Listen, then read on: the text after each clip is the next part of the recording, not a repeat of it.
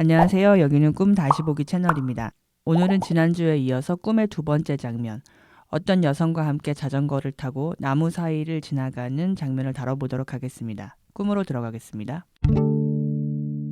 어떤 여성, 나, 그리고 어떤 아이가 어떤 공간에 있었는데 아이가 어디론가 가버려서 여성과 나는 그 아이를 찾으려 한다. 여성은 자전거를 타고 있다. 나는 뒷좌석에 탄다.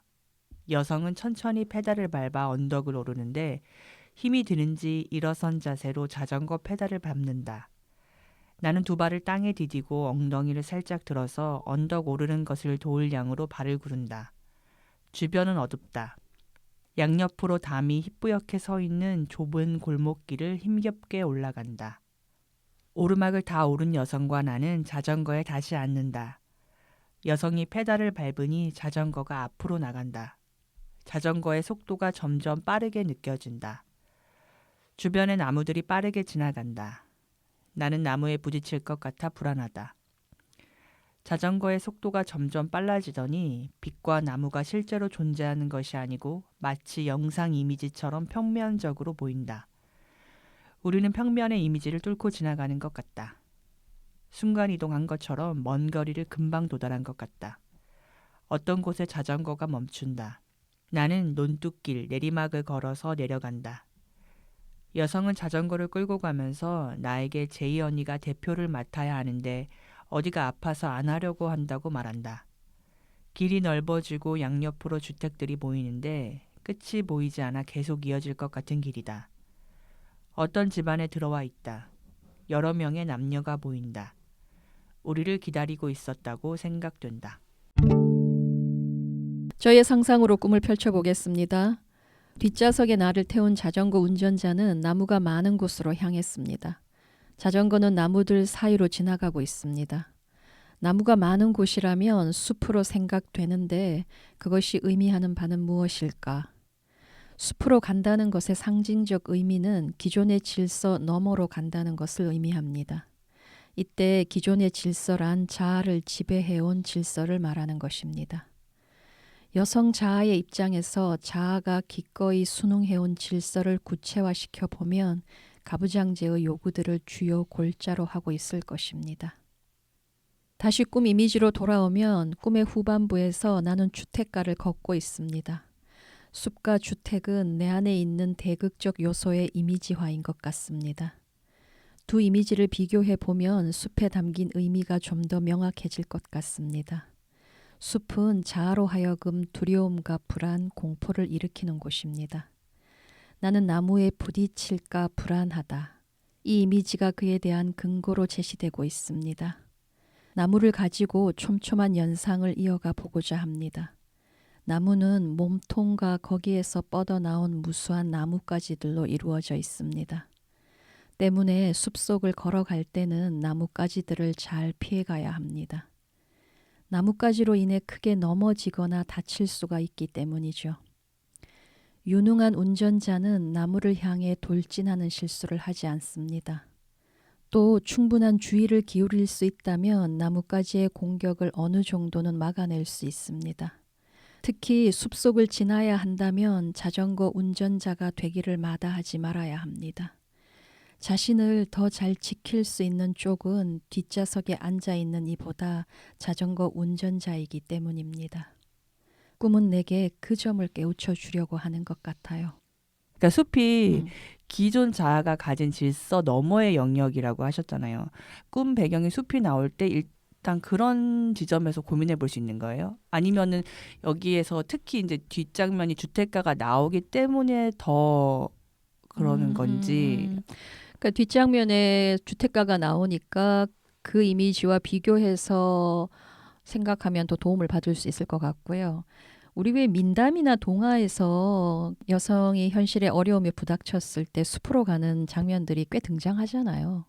여성이 숲으로 가면서 여정이 시작되거나 숲으로 가서 누군가로부터 혹은 어떤 동물로부터 어떤 것을 얻어서 돌아와서 그것으로 문제를 해결한다거나 그런 장면들을 연상해 보면 이게 그 범주에서 많이 벗어나진 않는 것 같아요. 남성 영웅의 여정이나 여성 영웅의 여정이나 거의 이 장면은 거의 삽입되어 있는 것 같은데요. 백설공주만 봐도 그 성 안에서의 질서는 여왕이 잡고 있고 거기서 살아남을 수 Yes. 없으니까 그러니까 이제 성안 도망치는 거죠. 성안 백설공주가 성 안에 있다는 거는 기존의 질서 내에서 움직인다는 거겠죠. 그런데 그 기존의 질서 내에서 움직이면 백설공주는 성장도 없고 발전도 없다는 거죠. 그러니까 어떤 글쎄 운명적인 이끌림이 이제 그녀를 숲으로 인도하는 거죠. 그리고 또 하나는 음, 가부장제라는 음, 말이 음, 이렇게 딱 들으면 사실 좀 음, 내가 어떤 이슈를 생각했을 때 아 이게 가부장제적인 그 문제에 내가 걸려 있는 건가라고 음. 스스로 사실 생각을 잘 안 하기도 하고요. 하기가 겁나죠, 좀 네, 여자들 겁나요. 그 입장에서. 말이 되게 맞아. 강하게 다가와요. 겁난다는 것 응, 자체가 응, 그 가부장제의 권력이 엄청나다는 거지. 응, 그러니까 응. 그 가부장제를 꺼내고 그것의 문제점을 얘기하는 것이 여자들 입장에서는 굉장한 도전, 무모한 도전처럼 느껴지기도 하는 것 같아요. 근데 내가 여자라면 꿈의 항상 한 부분은 특히 이제 내 기존 자의 습에서의 한 부분은 가부장제 문제와 연결돼 있다고 봐도 무방한 거죠. 그렇죠. 여성들과 꿈작업을 해보면 그러니까 꿈속에 등장하는 남성에게조차 여성이 주체로 있지 못하잖아요. 그러니까 예를 들면 꿈속에 등장하는 남성, 굉장히 파워풀한 뭐 권력이든 힘이든 가지고 있는 남성이 굉장한 지지를 해주거나 격려를 해주거나 뭐 그런 것을 꿈속에서조차 여성이 기대하고 있단 말이에요. 그러니까 꿈속에 자신의 꿈인데 그 꿈속에서 주체는 남성이고 그 여성은 이제 그 대상으로 존재하는 거죠. 그럴 때 꿈작업을 이끄는 사람으로서는 난감하거든요. 여성의 아니무스를 논하려면 그 여성이 어떤 페르소나를 취하고 있는지를 봐야 돼요. 우리가 페르소나라고 하면 세상에 내보이는 형식이나 태도, 방식을 의미하잖아요. 그러면 여성이 쓰고 있는 페르소나는 거의 명확해지잖아요. 가부장제가 예뻐하는 것들, 가부장제가 인정해주는 것들, 그런 것들을 가면으로 쓰고 있을 거 아니에요. 그게 자기의 모습이라고 생각하고. 굉장히 많은 경우 그런 가면과 여성 본래 얼굴이 딱 붙어 있는 것 같아요. 딱 붙어 있다는 건 뭐냐면 뗄 수가 없다는 거예요. 여성 자신이 자기가 쓰고 있는 가면을 자신으로 생각한다는 거예요. 근데 이게 심각한 게 그렇게 되면 여성 자신의 욕구는 완전히 사라져 있어요. 그 여성은 자신이 어떤 욕구를 가지고 있는지 몰라요. 자기 자신의 욕구를 감지하려고 하면 그게 대부분은 가부장제의 요구와 양립이 잘 안 돼요. 안 되기 때문이에요. 그러면 여성은 위험 신호를 감지하거든요. 아, 이게 내 생존을 담보할 수 없겠다. 그럼 내 욕구를 죽이고. 그렇죠. 그러니까 그 억압된 내용들이 그 여성이 내면에서 아니무스와 관계하는데 굉장히 치명적으로 작용하는 것 같아요. 그러니까 여성이 자신의 아니무스에 대한 이해를 높이려고 하면 자신이 어떤 페르소나를 쓰고 살고 있는지를 그것부터 봐야 돼요. 그런 것 같아. 나는 나무 사이로 나아가는 자전거 뒷좌석에 앉아 있습니다. 이 이미지는 자아의 높은 불안과 그 원인을 담아내고 있습니다. 첫째, 자전거 뒷좌석에 앉은 채로 가야 한다면 운전자를 전적으로 의지해야 하는데 여성 운전자입니다. 둘째, 앞에서 어떤 상황이 펼쳐지는지 알 수가 없고 그저 무방비로 있어야 하는 처지에서 두려움만 가중되는 것입니다. 셋째, 앞이 막힌 상황에 놓임으로써 야기되는 또 다른 문제라면 자전거 여정에서 별다른 재미를 느끼지 못하는 상황에 놓인다는 것입니다. 그저 답답할 뿐이기 때문입니다. 이상의 세 가지가 자전거 뒷좌석을 고집할 때 내가 겪는 어려움 같습니다. 여성 운전자는 자신의 능력과 감으로 나무 사이를 잘 헤쳐나갈 것으로 보이지만 모든 여정에는 고통과 생채기가 따르기 마련인데 자아는 특히 그 점에 꽂혀 있는 것 같아요. 현실의 엄혹함을 뚫고 갈 만큼의 능력은 없다고 단정하는 것입니다. 자신에게 닥친 어려움과 문제 해결을 위해 고군분투하는 여성 운전자의 모습은 그 자체로 자아가 무엇을 억압해 왔는지를 드러내는 이미지인 것입니다. 요약하면 여성에게는 그 능력이 없거나 대단히 미약한 수준에 있다고 자아가 여기고 있는 것입니다. 자아의 또 다른 두려움은 나뭇가지를 통해 설명 가능할 것 같습니다. 자전거의 양쪽 핸들을 잡고 있는 한 양쪽 팔은 나뭇가지가 가하는 상처에 노출될 것이 뻔하지만 핸들에서 손을 뗄 수는 없습니다. 충분히 조심하더라도 긁히거나 찔리는 경험은 부지기수로 하게 될 것입니다. 따라서 나뭇가지에 찔리고 긁히는 것을 두렵게 여긴다면 애초에 여정을 접어야 하거나 도중에 좌초하고 말 것입니다. 나뭇가지에 찔리고 긁히는 이미지가 은유하는 바는 무엇일까? 세상이 가해오는 상처를 뜻하는 것입니다. 자신의 힘을 끌어올려 내딛는 걸음걸음마다 찔리고 핥힘을 당할 것으로 전제하는 것이죠. 자전거 운전석에 앉게 되면 오르막과 울퉁불퉁한 바닥, 구불구불한 길까지 훤히 다 보이고 나무에서 뻗어나온 날카로운 가지들까지 확인할 수 있습니다. 자아는 기존의 가부장적 질서 너머로 갈 경우 상처의 정도가 경미하든 중하든 계속적으로 상처받을 것만을 생생하게 예상한다는 뜻입니다. 여성 운전자는 그 고단함과 상처를 예상하면서도 회피하지 않고 앞으로 나아가지만 그것은 나로서는 두려워 엄두조차 내지 못하는 특질인 것입니다. 세상이라는 정글의 속성이 그렇습니다. 끝없이 찌르고 긁고 핥혀댑니다. 그러나 나무를 탓할 수는 없습니다. 나무는 상처와 괴로움을 의도하지 않았을 뿐더러 나무 역시 우리의 여정으로부터 영향을 받고 상처를 입기 때문이죠. 우리가 받아들여야 할 것은 모든 여정의 속성이 그러하다는 것입니다. 우리가 자전거를 타고 나무 사이로 나아가는 여정에서 상처 없는 나를 바라서는 곤란합니다. 터무니없는 기대가 여정의 시작을 막고 있습니다. 우리로서는 상처를 최소화할 방법과 이미 생긴 상처라면 치료하고 극복할 지혜를 구할 수 있을 뿐이죠.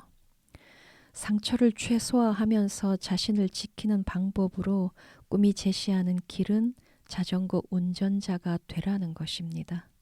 자전거 운전자란 자신의 힘을 신뢰함으로써 그 힘을 에너지원으로 삼아 나아가는 일을 뜻합니다. 자전거 운전자가 됨으로써 시야를 확보할 수 있습니다. 자전거에 대한 온전한 책임을 다하는 대가와 보상으로 자신만의 관점을 보장받는다는 뜻입니다. 이는 판단과 선택 권한을 가져올 수 있다는 뜻입니다. 이 장면에서 처음에 이제 여성이 페달을 밟으니 자전거가 앞으로 나간다. 오르막을 지나서 얘 쫙 나가잖아요. 빠른 속도로 나가는 것처럼 느껴지는데 그 장면에서 제가 요새 이제 유혹하는 글쓰기를 읽고 있는데 거기에서 스티븐 킹이 글을 쓰는 근본적인 이유가 그 즐거움에 대해서 얘기를 해요. 쾌락. 기본적으로 자기는 그게 가장 이제 중요한 이유다 이러거든요. 근데 그 말이 생각이 났어요. 그러면서 내가 이렇게 뭔가 그렇게 좀 짜릿하고 쾌락을 느낄 수 있을 만한 일이 있나. 그런 게 있다면 되게 좋겠다. 뭐 이런 생각을 하면서 이 장면을 이제 따라가다가 내가 이제 곧바로 나는 불안을 느끼잖아요. 일단 제가 불안이 많은 사람이라서 그게 굉장히 공감도 되면서 저는 뭔가 속도가 이제 빨라지면 나동그라질 것 같은 이제 공포가 확 오거든요. 그래서 이 꿈에서 얘기하는 뭐 나무 이런 게 내가 뭘 불안해하고 있는지를 좀 명확하게 보여준다. 이제 이런 생각을 하면서 이제 선생님 투사를 들었었어요. 이것이 진짜로 내 꿈이라면 나는 뭐 신나게 달려간다 이렇게 느낄 것 같아요. 그런데 꿈꾸니는 속도가 빠르다고 느끼잖아요. 그러면 또 이제 다른 이미지를 찾아보는 거지. 꿈꾸니가 불안한가? 이게 통제할 수 없고 제어할 수 없다고 느끼는 건가? 그런 의문을 하나 가지고 다른 이제 연상으로 가면 좋겠죠. 저도 뭔가를 하려고 할 때 그 불안이 오면 진짜 아무것도 할 수가 없거든요. 그냥 거기서 스탑이에요. 그리고 내가 기존에 있던 거길로 얼른 돌아가서 이제 안정감을 막 이제 찾으려고 하는데, 그러니까 이 꿈에서 아까 말씀하셨던 모든 여정에는 생태계가 나기 마련이다. 이 불안을 다룰 유일한 방법은 내가 운전자가 되는 것이다. 그러니까 이 말이 내가 불안 속에 갇혀 있을 때 생각할 수 없는 지점이고 이걸 내가 끌어올 수 있으면 아 내가 진짜 불안을 다룰 수 있나 이런 거가 와닿았거든요. 근데 이제 제일 들어왔던 거는 내가 자전거 운전을 하면 내가 얻을 수 있는 게 내 관점이다. 그 말이 내가 성 안에 있을 때는 그 관점이 뭐 사실 나는 거기에 대한 좀 의문이 있는 것 같아요. 내 관점이 나한테 얼마나 이익인가. 그러면서 아 내가 이런 작업을 해오다 보니까 아 그 관점이 나한테 가져다 줄 수 있는 게 내가 선망하는 것이 그런 관점에서부터 오는 거라는 거를 실감하는 거죠. 느끼는 거잖아. 실감이 못 그러니까 느껴? 그러니까 이제 좀 어렴풋이 아는 거예요. 아 음, 저건가? 음. 저게 되게 중요하구나. 나는 그동안 그걸 별로 중요하게 생각을 안 했던 거죠. 왜냐하면 책임질 생각도 없으니까. 일단은 내가 책임을 지겠다가 먼저 있어야 돼. 그래야 판단도 내릴 수 있고 선택도 할 수 있고 결정도 할 수 있어. 여성들은 그런 걸 되게 두려워하잖아. 왜냐? 책임지고 싶어 하지 않기 때문이지. 책임 이퀄 여기서 말하는 상처 그냥 그렇지. 범벅이 될 것 책임을 같아요. 진다는 건 그냥 그 뭐 비난이나 상처나 이런 걸로 바로 연결되는 것 같고 얼마 전에 내가 이제 즐겨보는 유튜브 채널이 있는데 거기에서 누군가가 사연을 보내고 그 사연을 읽고 그 내용에 대해서 이제 같이 얘기하고 조언을 해주는 그런 프로였어. 연애에 관련된 고민인 거지. 근데 주 내용이 뭐였냐 하면 남자가 여성과 스킨십을 하고 싶어 한 3개월 정도 사귀었는데 그래서 여자친구한테 그 스킨십을 하고 싶다 이 마음을 어필을 한 거지. 오빠가 잘 리드할게. 잘할 수 있어. 오빠는 경험이 많단다. 뭐 이런 식으로. 그러니까 이제 이 여성이 굉장히 화를 내면서 뭐 변태다 이러면서 이제 가버렸다는 거야. 그래서 이 남자가 자기한테는 지금 이게 대선보다 더 뜨거운 이슈다. 어떻게 해야 되겠냐. 여성은 왜 화를 내느냐. 뭐 이런 거였어. 근데 그 얘기하는 사람들 중에 3명이 남자였거든. 근데 이제 이 사연을 소개한 남자가 이렇게 얘기할 필요가 뭐가 있냐. 그냥 분위기를 잘 만들어서 스킨십을 하면 되지. 뭐 이렇게 장황하게 얘기를 하냐. 이런 식의 얘기를 하더라고. 그 얘기는 그냥 들었어. 근데 그 얘기를 받아서 어떤 남자가 아, 나도 그 의견에 동의한다 이러면서 여성은 책임지기를 싫어하지 않냐. 이렇게 말을 하더라고. 너도 내 의견에 동의를 하면 이 스킨십의 결과를 너도 책임을 져야 돼. 이런 게 되는 거잖아. 공동 책임을 져야 되는 게 맞는데 남성이 여성을 바라보는 시선이 아, 저렇구나. 근데 저 시선이 틀린가? 틀리지 않다는 그쵸. 거지. 하물며 자기 몸과 관련된 스킨십에도 자기는 책임지고 싶어 하지 않는다는 거지. 그래서 남자가 다 리드해 주기를 바라고 연애 관계에서 그렇잖아. 고백도 남자가 먼저 해야 되고 뭐 이런 게 있잖아. 굉장히 씁쓸하더라고. 아, 그 얘기 들으니까 이 자전거에서 뒷좌석에 타고 있다는 것이 상징하는 음, 게 더 좀 와닿네요. 음, 그렇죠. 음. 나는 책임지지 않을 수 있지만 부담감이 없지만 동시에 가져야 되는 위험성, 내가 놓치는 것들. 그 내가 언젠가 한번 얘기했잖아요. 초등학교 때 이제 아버지가 오토바이를 가지고 있었거든요. 근데 난 우리 아빠랑 친하지가 않았단 말이에요. 나는 친하지 않다라는 게 아주 확고했어, 내 마음 안에. 근데 이제 아빠랑 어디를 가야 되는데 아빠 이제 오토바이를 타고 이동을 해야 되는 거야. 그 뒤에 앉아서 아빠 허리에 이렇게 팔을 감아야 되잖아. 미치도록 싫은 거지. 그 지금 생각해 보면 내가 버틴겼단 말이야. 그래서 꼭 야단을 안 맞아도 되는 거를 야단을 맞는 거야. 고집 부린다고. 근데 내 마음 안에는 난 이 사람하고 안 친한데 이 사람한테 나를 맡겨야 되나? 이런 마음이 난 너무 강했던 거야. 그치, 맡기는 거죠. 뒷좌석에 탄다는 건. 그래서 나는 그냥 내가 우리 아빠랑 관계가 껄끄럽고 아빠를 신뢰하지 않기 때문이라고 생각했는데 그 이후에 오토바이든 자전거든 남자 뒤에 탈 기회가 있잖아요. 아, 굉장히 불편하고 힘들더라고. 내가 굉장히 무력하게 느껴지는 거야. 그래서 자전거를 배울 기회가 있었을 때 바로 배웠거든. 그냥 내가 타는 게 낫다. 남성의 허리에 그렇게 팔을 감는다는 게 뭔가 전적으로 다 맡기는 느낌인데 이게 나는 소화가 잘 안 되더라고. 아니 그 얘기하니까 아까 관점 얘기했잖아요. 제가 생활을 하면서 어느 순간순간 누군가 나한테 어떤 의견을 물어볼 때 그때 내가 어떤 태도를 취하고 내 마음이 어떤가. 의견을 가진 사람으로서 나를 음. 드러낸 적이 없어요. 심지어 내 직업이 전문적인 지식에 기반해서 어떤 의견을 가져야 될 직업인데 그런 걸 하면서 되게 방어적인 태도를 저는 스스로에게 많이 보거든요. 그러니까 하물며 그것마저 그러는데 평소에 생활하면서 내 의견을 갖는다는 거를 지금 생각해보니까 되게 공포스러워하고 어떻게 해서든 피하려고 하는 것 같아요.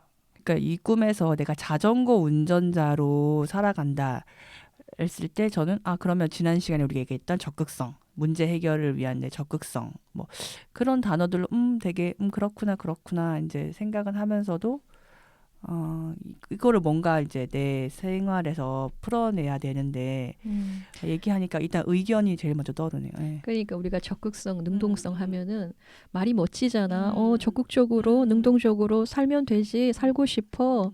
근데 이제 이 내용들을 구체화시키면 네. 일상과 접목을 해서 구체화시키면 거부감이 에, 에, 크게 에. 일어나는 거지. 에, 에, 에. 응. 음. 자전거를 운전하며 나무들 사이로 나아갑니다. 이때 나무는 자아가 극복해야 할 무언가를 은유하는 것으로도 볼 수 있어야 합니다. 우리는 나무에 대해 일단 긍정적 투사부터 합니다.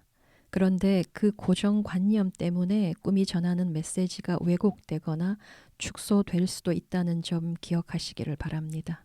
나무는 한번 자리 잡은 땅에서 뿌리 박은 채 수십, 수백 년을 버팁니다. 그 자리를 뜨지 않고 한 곳에 깊숙하게 박혀 살아간다는 사실이 시사하는 바는 안정과 소속감에 아주 많은 가치를 두는 자아의 태도와 상관이 있다는 것입니다. 자아가 자전거 운전자로 살아가기를 거부하는 이유가 드러나는 셈이죠. 한 자리를 배당받아 그곳에 뿌리 내린 채 주변의 다른 나무들과 적당한 간격을 두고 있으면서도 함께 어우러져 외롭지 않게 살아가는 나무들처럼 그렇게 사는 방식에 자아는 어쩌면 절대적 가치를 두고 있을지 모릅니다. 때문에 자전거 운전자로 살아가라는 명은 그 안정을 훼손시키고 깨뜨릴 것만 같거든요. 자아가 보는 관점에서 안정과 자전거 운전은 양립하기 어렵습니다. 자전거 운전자로 나서라고 요청받고 있으나 나는 주저하고 망설입니다. 그 세상에서 나는 끊임없이 크고 작은 상처를 입게 될 것이고 수시로 피를 흘려야 할 것이다. 흐르는 피를 닦아낼 틈도 없이 또 다른 나뭇가지가 핥히어 될 것이다. 때로는 경미하게, 때로는 깊숙하게 찌르고 긁어댈 테지만 나는 속수무책으로 당할 것이다. 이것이 자아의 견고한 신념인 것입니다. 나무와 햇살의 조합도 이 측면에서 고려해 볼 수 있습니다. 이 아름다운 이미지에서 자아가 뿌리 박은 나무로 살아가기를 바라는 또 다른 이유가 드러나는데 나무 사이로 들어오는 빛, 햇살입니다. 따뜻함과 안온함을 상징하는 햇살은 나무로 살아가는 한 언제나 충분히 적절하게 제공될 것만 같거든요. 한편 햇살은 그 밝음으로 인해 인간이 품는 희망이나 바램을 의미합니다. 어쩌면 이전에는 수많은 나무들 중 하나로 살아갈 때만 삶에서 소소한 희망이라도 품고 지낼 수 있다고 믿었을지 모릅니다. 이제는 햇살이 지닌 의미들 중에서 다른 의미를 들여다볼 때가 되었습니다. 자아는 어떤 요청을 받고 있는가 하면 자전거 운전자가 되어서 나무로 살아온 그 습성을 지나갈 때라는 것입니다. 자전거 운전자가 되라고 요청을 받고 있다면 나무의 습성으로 살아가는 태도는 극복되어야 할 낡은 습성이 되어버렸다는 뜻이고 존재의 온전함을 향해 나아가는 여정에 별 도움이 되지 못하고 있다는 뜻입니다. 꿈을 보면 내가 살아낼 수 있는 다른 가능성이 제기된 것은 분명한 것 같습니다. 그렇다면 나무 사이로 들어오는 햇살은 다르게 활용해야 할 때입니다. 빛을 새로운 여정으로 인도하는 길잡이로 삼을 때가 된 것입니다.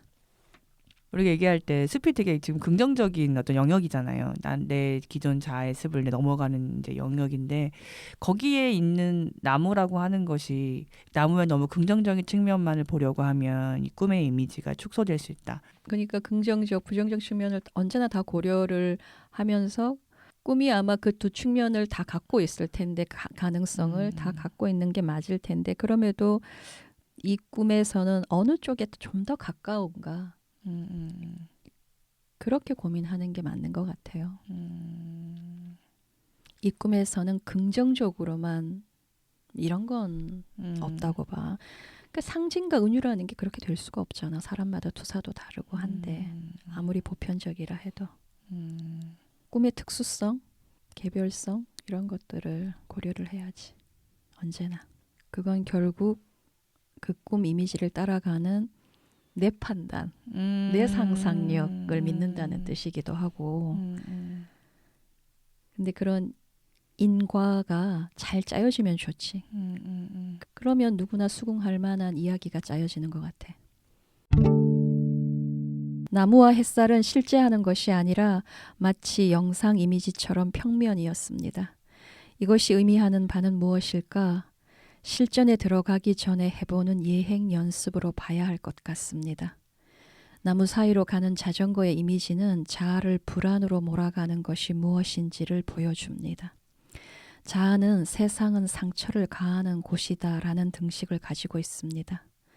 입체의 세상은 그렇습니다. 그런데 평면으로 옮기는 순간 모든 위험 요소가 사라집니다. 평면에서는 돌출과 돌발 상황이 아무런 의미도 갖지 못하기 때문입니다. 평면의 이미지는 한 차원 자아의 강한 두려움을 보상하고 상쇄해 주는 이미지인 것 같습니다. 이때 자각의 포인트는 자아의 두려움과 공포가 얼마나 큰가 하는 데 두어야 할 것 같아요. 한 나무로부터 보통 수십, 수백 개의 나뭇가지가 뻗어나갑니다. 나무들 사이로 자전거를 타고 나아간다는 것은 수십, 수백 번 긁힐 수 있다는 것을 의미합니다. 긁힐 때마다 자전거를 멈춘다면 자전거의 전진은 불가능하게 됩니다. 쓰라림은 속으로 삼키며 나아가야 하는 것입니다. 특히 우리 두 팔이 집중적으로 공격당할 것입니다. 자신이 원하는 것들을 움켜쥐는 힘은 팔에서 시작됩니다. 팔은 우리의 의지를 실행하는 신체 부위라 하겠습니다. 환경이 가하는 끝없는 상처에 두 팔은 끊임없이 공격받게 될 것이고 하루하루 지쳐갈 것입니다.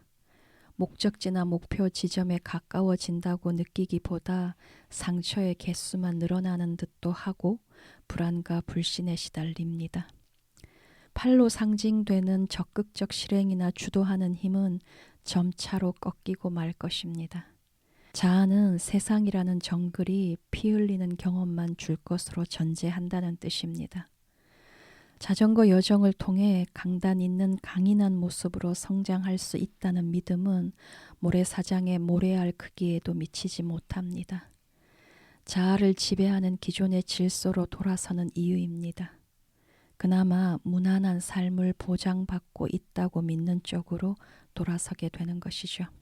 거듭 강조하지만 꿈이 자전거 운전자 이미지를 내세워 보상하는 것은 가부장제에 순응해 온 페르소나인 것입니다. 자전거 운전자로 살아간다는 것은 매 순간 자신의 힘을 자각하고 신뢰하며 그 힘에 의지해 나아가는 것을 의미한다고 했습니다. 이를 다시 표현하면 기존의 질서 또는 기존의 틀 내에서는 자신의 힘을 확인할 길이 없다는 것을 의미하는 것입니다. 자전거 운전자로 살 것을 결단하라는 메시지라는 것입니다. 자전거 운전자로 살아갈 때만 자신의 진정한 주인으로 살아갈 수 있기 때문이죠. 그 평면 이미지 있잖아요. 그거 보면서 아 우리 꿈 작업 같다고도 생각을 했거든요. 함축적이고 입체적이고 이제 이런 우리의 꿈 이미지를 이렇게 풀어서 얘기를 하잖아요. 이런 작업 같다고도 생각을 했어요. 그래서 이런 작업을 한 번씩 할 때마다 내가 기존에 원했던 그런 나무들 같은 삶 안정감을 느끼는 그 삶의 방식을 계속 이렇게 지나치는 연습을 이제 한 번씩 이렇게 하다 보면 어느 순간에 이렇게 촥 내 생각이 좀 한 걸음 나아가는 그 장면을 묘사하는 것 같다고도 생각이 들었고요. 내가 마지막으로 하나 첨언하고 싶은 게 있는데 고고학이라 그러나 그 뭐 고대 그림, 동굴의 그림 같은 거 이렇게 보면 그러니까 이제 그림이 이렇게 발전하는 단계가 보니까 어떤 고고학자들이 이렇게 평가를 할 때 이 그림은 상당히 입체적이다.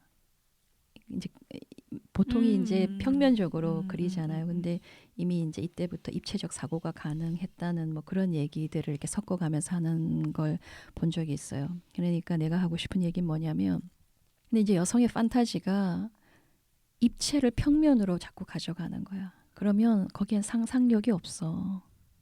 우리가 사실 전달받는 꿈 이미지나 이런 것들 집단에서 들어도 그게 다 입체잖아. 평면으로 우리한테 전해줘도 우리는 그걸 입체로 상상하잖아. 입체로 존재하는 세상에서 3차원의 세상에서 그걸 자꾸 평면으로 가져가려고 하면 그게 결국은 어려움이나 저항이나 마찰이나 이런 것들을 다 없애겠다는 건데 그런 것들을 가정하지 않으려고 하는 것, 그런 것들을 맞닥뜨리려고 하지 않는 어떤 태도, 그런 여성의 태도, 습성을 나는 보여주는 거라고 봐.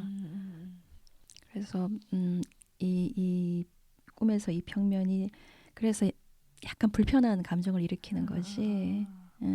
문제 해결의 상상력을 동원하는 방식이 아니라 한 차원 어려움이나 불안이나 두려움을 지나치게 단순화시키는 방식. 그런 여성의 태도를 꼭 찝는 것 같기도 해서 고민해 볼 필요가 있을 것 같아요. 네. 오늘 얘기는 여기서 마치고요. 다음 시간에 꿈의 마지막 장면을 다뤄보도록 하겠습니다. 감사합니다. 네.